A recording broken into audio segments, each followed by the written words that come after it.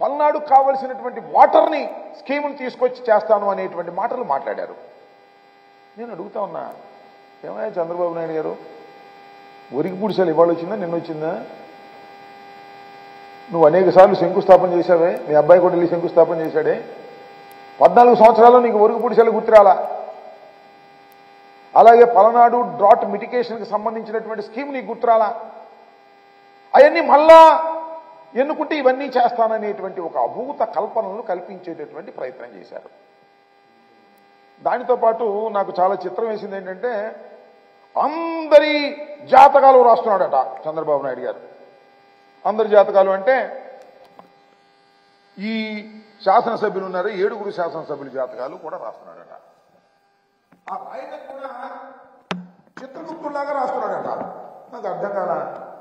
ఈ చిత్రాలు రాస్తాడు, వాళ్ళ అబ్బాయి ఏమో రెడ్డి పుస్తకం రాస్తాడు. ఏం చేసుకుంటారా ఈ పుస్తకాలు రాసి మీరేమన్నా అధికారంలోకి వచ్చేవాళ్ళ చచ్చేవాళ్ళ? వీధి మునిగిపోతున్నటువంటి పడవ అనేది అందరికీ అర్థమవుతుంది. నిన్న నీ ఉపన్యాసం మొత్తం వింటే మునిగిపోతున్న పడవని ఏ విధంగా కాపాడుకోవాలనేటువంటి తాపత్రయమే నీలో కనిపిస్తుంది తప్ప మళ్ళా తిరిగి అధికారంలోకి వచ్చేటటువంటి లక్షణాలు ఉన్నటువంటి రాజకీయ పక్షంగా మీకు కనిపించడం లేదు. 14 సంవత్సరాలు ఏం చేశావు? ఈ రాష్ట్రంలో ఏ గ్రామం వెళ్తే ఇదిగో నేను ఇది చేశానని చూపించగలవా అంటే దానికి సమాధానం లేదు. ఈయో లేనిపోయినటువంటి ఒక అభూత కల్పనలు సృష్టించుకొని ఇక్కడ ఉన్న వాళ్ళందరూ కూడా దుర్మార్గులట. 7 పిన్నెల రామకృష్ణారెడ్డి గారు మారీసుడంట, ఆయన మార్చమంటున్నాడు. ఆయన మార్చు దమ్ముంటే అన్నాడు. మార్చవయ్యా, దమ్ముంటే నువ్వు ఓడించు, నీకు ఆ దమ్ముందా అని అడుగుతా ఉన్నా. ఆయన దుర్మార్గుడు, దుష్టుడు, మారీసుడు ఇలాంటి పేర్లు రాక్షస పేర్లని పెడుతున్నావు కదా, నీకు అసలు దమ్ముంటే ఓడించే దమ్ము నీకుందా అని అడుగుతా ఉన్నా. భయపడుతున్నావు. పిన్నెల రామకృష్ణారెడ్డి గారు అంటేనే భయపడేటటువంటి పరిస్థితి. ఎందుకంటే ఇంతవరకు ఓటమి ఎరుగనటువంటి వ్యక్తి. ఆయన గురించి అవాకులు చవాకులు మాట్లాడుతున్నావు. కాసు మహేష్ గురించి మాట్లాడుతున్నావు. కాసు మహేష్ ఇవాళ కొత్తగా రాజకీయాల్లోకి వచ్చినటువంటి వ్యక్తి కాదని మనం చేస్తున్నాం. వారి కుటుంబం, వారి తాతగారు, వాళ్ళ నాన్నగారు ఈ రాష్ట్రంలో అనేకమైనటువంటి పదవులను నిర్వహించి రాష్ట్రానికి మేలు చేసినటువంటి వ్యక్తులు. మరి ఆయన మీద ఓడిపోయిన గురించి చెప్పలేమని నువ్వు? మా ఊళ్ళైతే పగలు తీసి పారేస్తారు. 5 సంవత్సరాలు ఇంత బ్రహ్మాండం చేశాను ఒక మాట చెప్పు.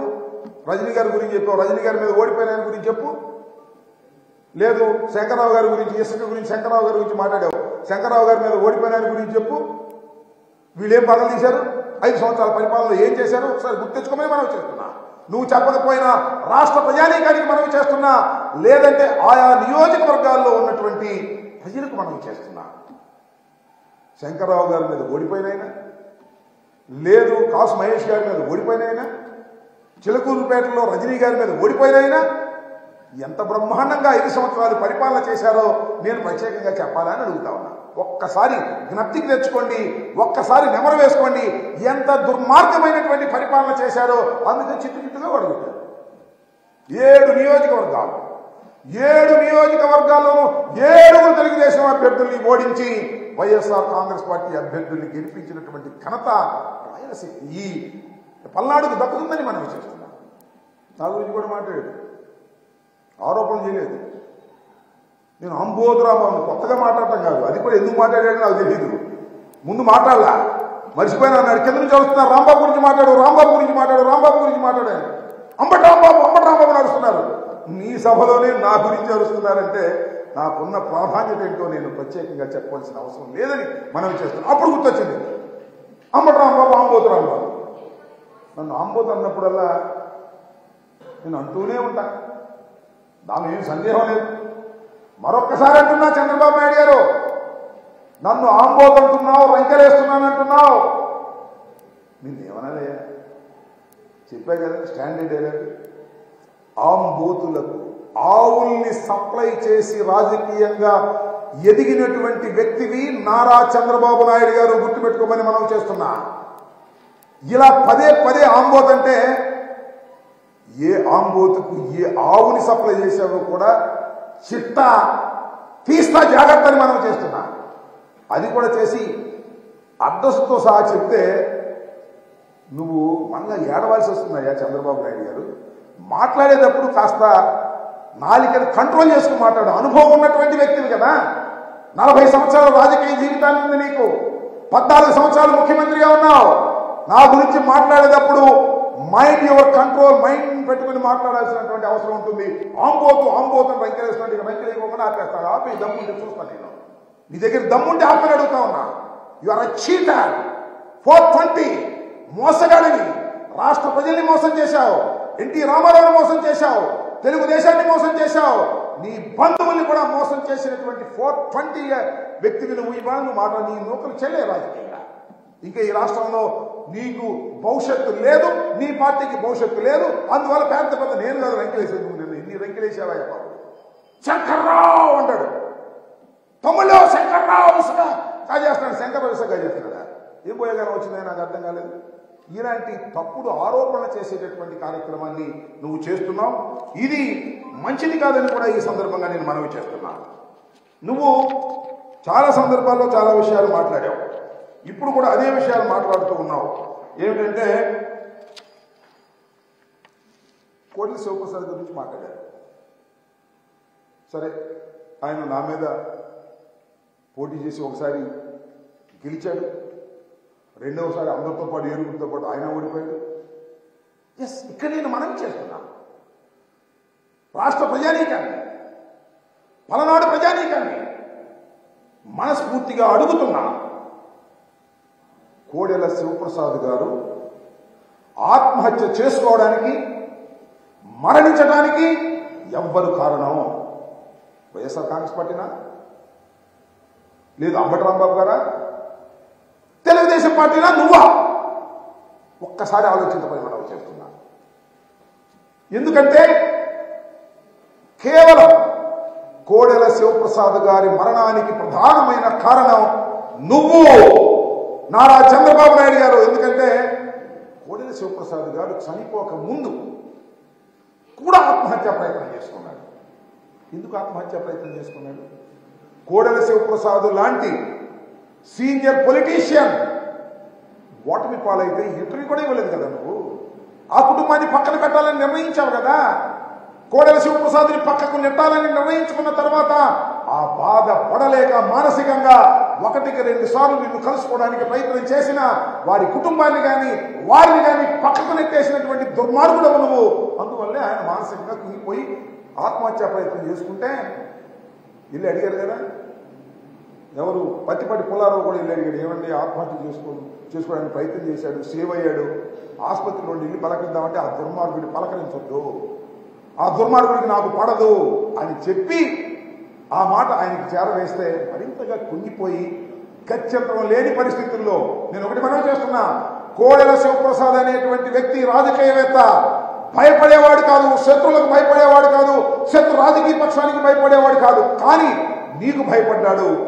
నీ తత్వం వలన, నీ నిరాదరణ వల్ల భయపడి ఆత్మహత్య చేసుకుంటే దాన్ని కూడా సొమ్ము చేసుకునే కార్యక్రమం. కోడెల శివప్రసాద్ మరణానికి చంద్రబాబు వైసీపీ కారణం అని మాట్లాడు. నిజమేనయ్యా, వైసీపీ కారణమే అనుకుందాం. కాదు, వైసీపీ కారణం అయితే ఎంత సింపతి వస్తుంది. మరి వాళ్ళ కుటుంబంలో వాళ్ళ అమ్మాయికో టికెట్ ఇవ్వచ్చు కదా. ఎందుకు పక్కన పెట్టావు నాకు అర్థం కాలేదు. కక్ష ఇంకా పోలేదు నీకు.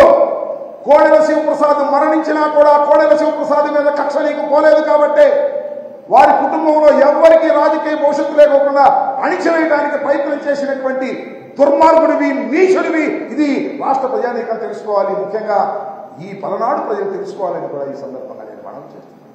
ఇలా చీట్లేదు, ఇలా మోసం చేస్తాను. అంతేకాదు, మా శ్రీకృష్ణదేవరాయలు గారిని చేర్చుకుంటే ఏమన్నావు?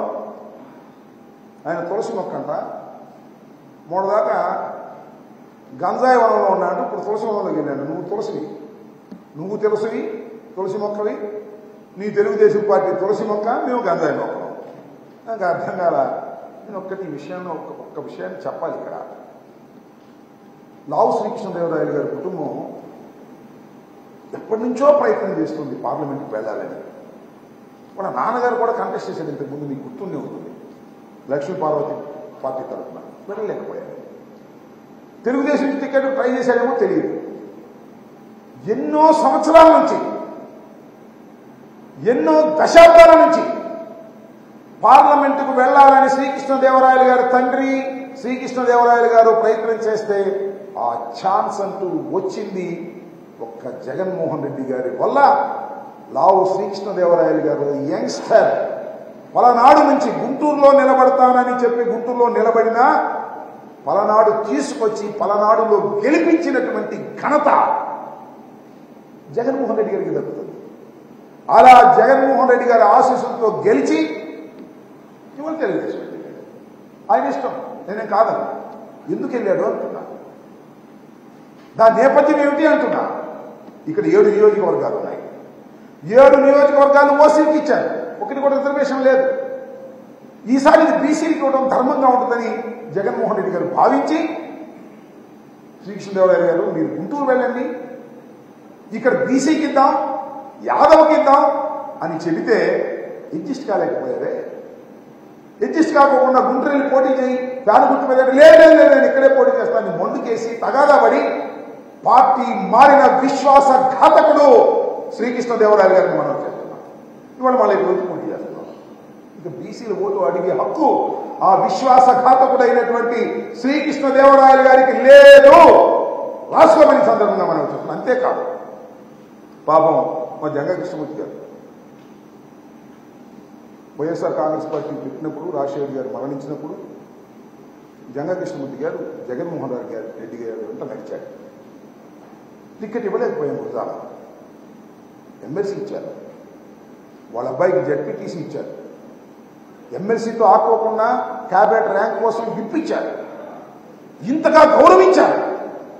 అలా గౌరవించిన జంగా కృష్ణమూర్తి మనస్తత్వాన్ని కూడా విషపూరితం చేసి నువ్వు పార్టీ నుంచి తీసుకెళ్ళడానికి ప్రయత్నం చేశావు. ఏదో జంగా కృష్ణమూర్తి గారు సీట్ ఇస్తారని యాదవ సమాజానికి చెందిన వారికి సీట్ ఇస్తారని చెప్పారు. అది కూడా ముంచారు కదంటయ్యా శ్రీకృష్ణదేవరాయలు గారు. నీ మాట నమ్మి జంగా కృష్ణమూర్తి యాదవ సమాజానికి చెందినటువంటి వ్యక్తి కూడా మునిగిపోయేటటువంటి పరిస్థితి తీసుకొచ్చి నీకన్నా చీటర్స్ ఎవరున్నారు? జగన్మోహన్ రెడ్డి గారు స్ట్రైట్ గా చెప్తారు, ఇలా మోసాలు చేయాలనే విషయాన్ని దయచేసి గుర్తుపెట్టుకోమని మనం చేస్తున్నాం.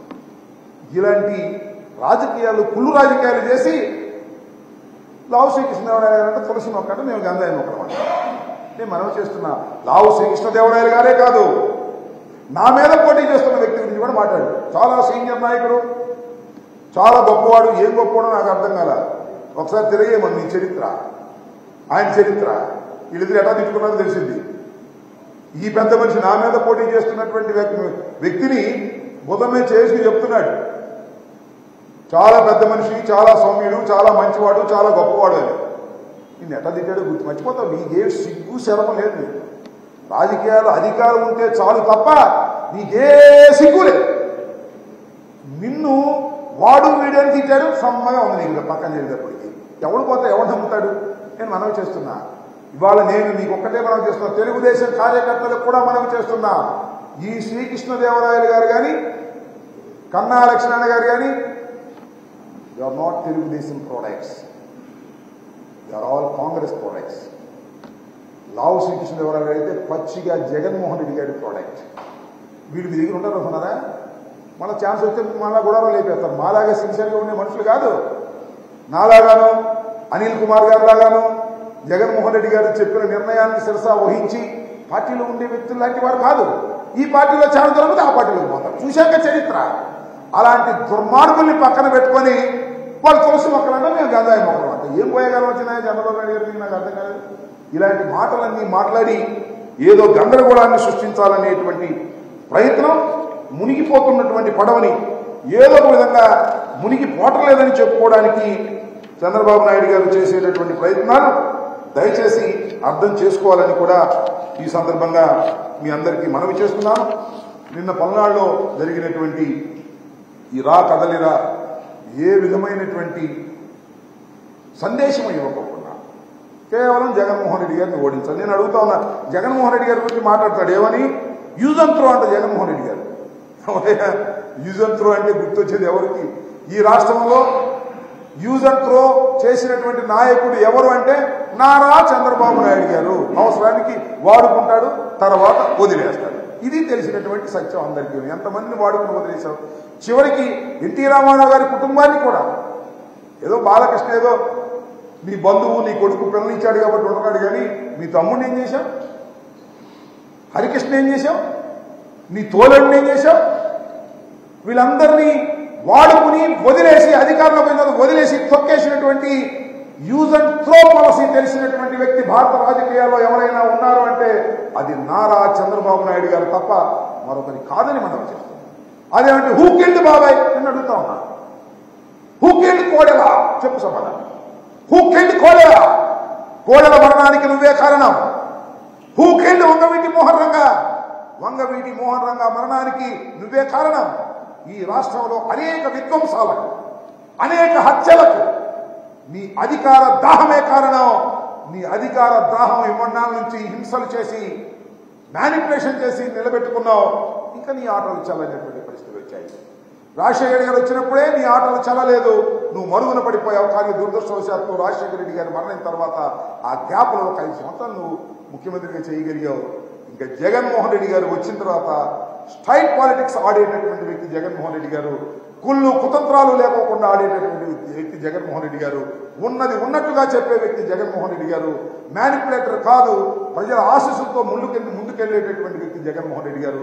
అలాంటి జగన్మోహన్ రెడ్డి గారు పరిపాలన ప్రారంభమైన తర్వాత ఇంకా తెలుగుదేశం భూస్థాపితం కావడం ఖాయమనే విషయం అందరికీ అర్థమైంది.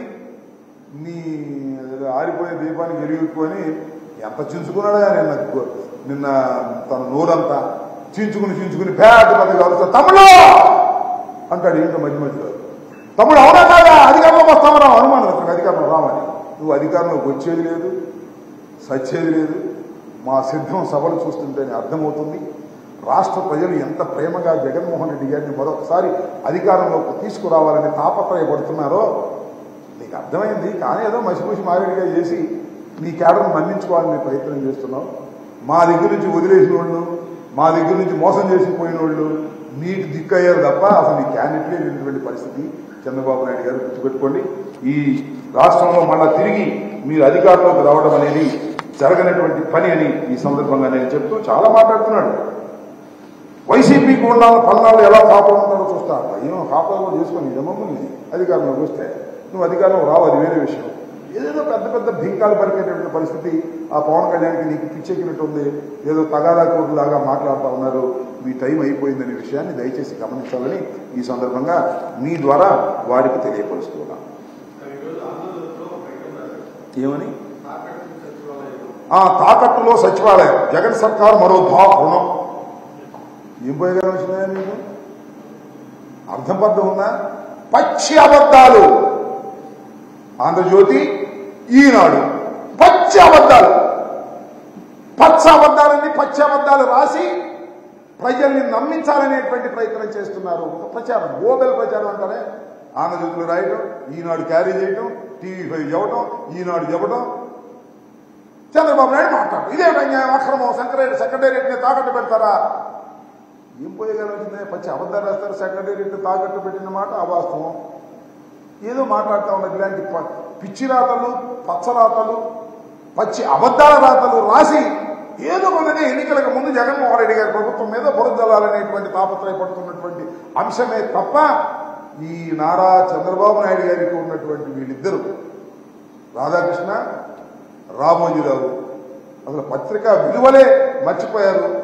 ఏదో తప్పుడు కేసు రాసేయటం, ప్రజలు నమ్మించాలనే ప్రయత్నం చేయటం. కానీ మీ 2 పత్రికలు, మీకున్న 3 టీవీలు, ఈనాడు, ఆంధ్రజ్యోతి, టీవీ5 ఇవన్నీ కూడా జగన్మోహన్ రెడ్డి గారి మీద అబద్ధాలు రాయడం, చంద్రబాబు నాయుడు గారు గొప్పోడు, వీరుడు, సూర్యుడు అని రాసి పైకి లేపటం, తద్వారా ప్రజల్ని మోసం చేయాలని మీరు అనుకుంటున్నారు. ఈ బండారం బయటపడిపోయింది, ప్రజలకు అర్థమైపోయింది. కాబట్టి జగన్మోహన్ రెడ్డి గారికి వ్యతిరేకంగాను, చంద్రబాబు నాయుడు గారికి అనుకూలంగాను ఈ పత్రికలు ఏమి రాసినా ప్రజలు నమ్మడానికి సిద్ధంగా లేదు.